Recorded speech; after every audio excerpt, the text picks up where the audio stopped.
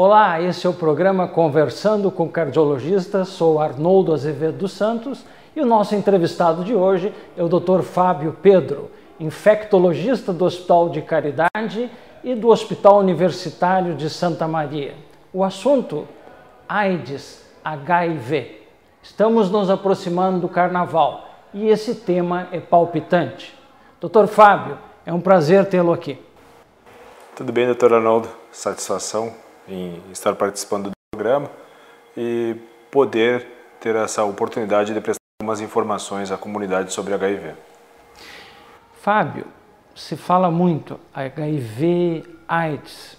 Então, para o telespectador, qual é a diferença? HIV, AIDS.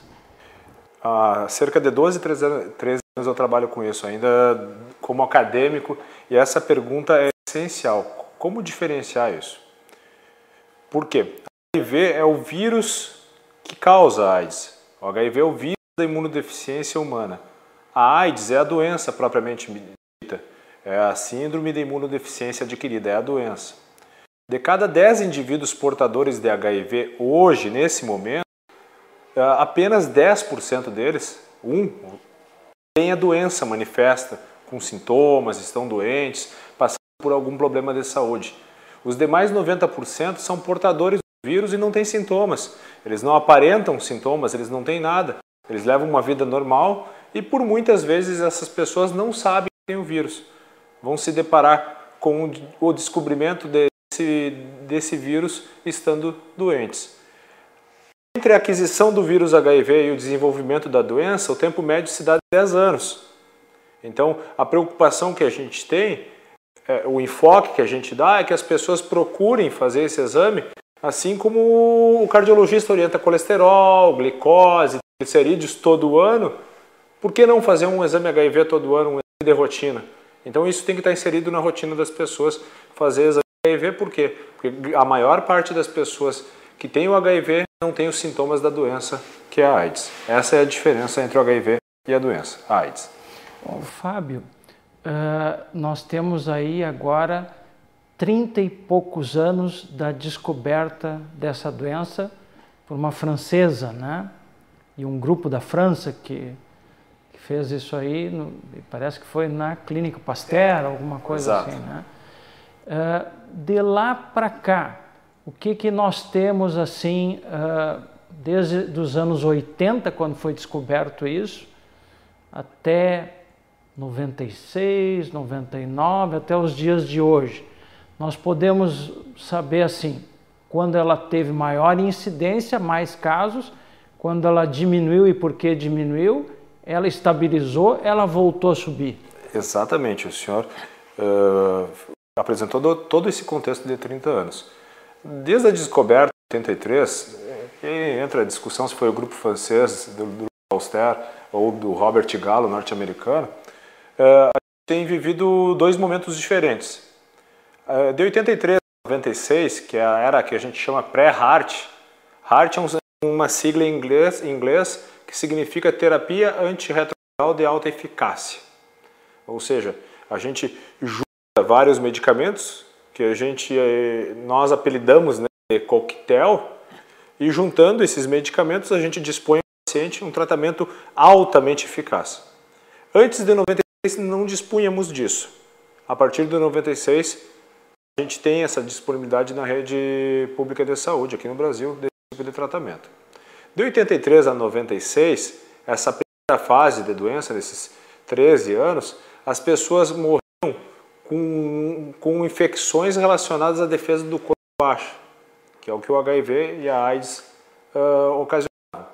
Elas morriam também muito de câncer relacionado a AIDS, alguns tipos especiais de câncer que dão nas pessoas que têm AIDS avançada. E a gente vê histórias como do Cazuza, de outras tantas pessoas que definhavam na cama, né, apresentando o que a gente chama de síndrome consumptiva, emagrecimento severo, e acabavam morrendo porque a terapia contemplava 1 ou 2 remédios eficazes, mas não era uma terapia altamente potente. De 96 para cá, então, nós dispomos desse tratamento antirretroviral de alta eficácia, 3 princípios ativos, são 3 medicamentos, ou às vezes 2 medicamentos, mas que conciliam 3 mecanismos ativos. E com esse tratamento antirretroviral altamente potente, a epidemiologia da AIDS mudou no mundo, especialmente no Brasil, que é um país que trata os pacientes como se fosse o primeiro mundo. A gente dispõe de tudo aqui no Brasil para isso. Então, com isso, as características mudaram. As pessoas passaram a não morrer mais de doenças oportunistas, passaram a ter uma sobrevida muito boa. Hoje, se um paciente chega no meu consultório e diz: quanto tempo vou viver, doutor? Não sei, eu te digo, olha, eu acho que tu vai viver muito tempo, porque os pacientes estão vivendo muito bem. Eles passaram a não morrer mais de doenças oportunistas, né? Passaram a ter uma frequência reduzida de câncer relacionado à AIDS, mas passaram a ter outros problemas, né? Esse medicamento altamente eficaz, ele tem alguns efeitos tóxicos, especialmente para o sistema cardiovascular. Então, causa alguns danos, antecipa problemas cardiovasculares que ocorreriam lá pelos 50, 60 anos, antecipa isso, então aumenta esse risco cardiovascular mais precocemente na vida. Aumenta o risco de câncer também, mas daí de câncer em geral, não de câncer específico, esse câncer relacionado à AIDS, mas de câncer qualquer, né? Especialmente as mulheres com câncer de colo uterino. E aumentou também o número de casos de pacientes que morrem por hepatite C, que se dá em cerca de 30% dos pacientes com HIV. Cerca de 1% dos pacientes com HIV tem outra infecção junto, que é da hepatite C, especialmente aquelas pessoas que usavam drogas injetáveis no passado. Então, são duas eras diferentes. A era HAART, antes de 1996, e pós-HAART, depois de 1996.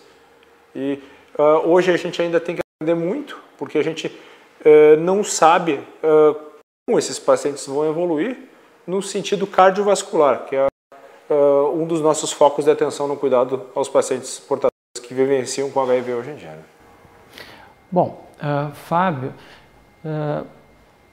quando a pessoa é portadora do HIV, ela vai descobrir porque fez algum exame, não tem sintomas, né? Quando a pessoa tem AIDS, o que ela apresenta? Quais são os seus sintomas? Quais os exames que nós vamos fazer, que tu vai fazer no teu consultório, para ver se essa pessoa é portadora, se ela tem uma carga viral alta? Onde é que é feito isso? Tudo é bioquímico? Bom, nós vamos saber mais após o intervalo com o Dr. Fábio Pedro, infectologista.